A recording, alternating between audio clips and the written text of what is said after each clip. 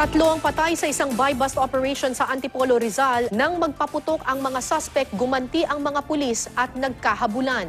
Nakuha sa kanilang 4 na baril at hinihinalang shabu na nagkakahalaga ng halos 700,000 piso.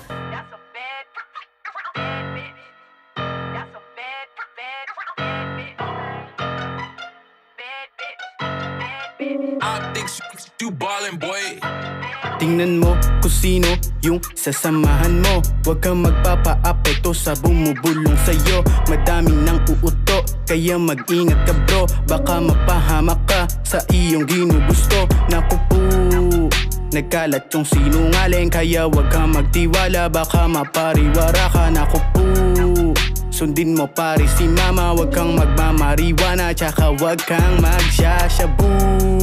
Mag-ingat sa iyong kasama, baka di mo alintana. Sila'y mga nagsashabu.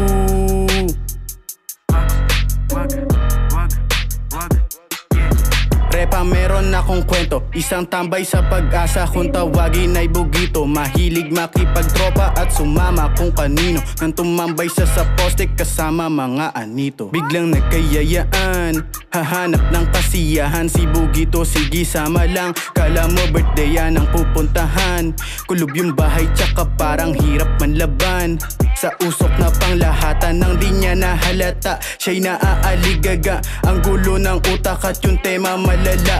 Nang biglang may tumakla, pulis yung bumulaga. Nanlaban yung isang adik at nagkaputukan na dead on the spot. Si Bugito, 3 yung tama sa puso. 0 yung tsansang mabuhay, 2 yung bala sa ulo. Tsak hindi mo napansin to, 302 to eksklusibo. Kabataan, iwas droga, yan ang itatak sa ulo. Kabataan, iwas droga, yan ang itatak sa ulo, ha? Kabataan, iwas droga, yan ang itatak sa ulo, ha?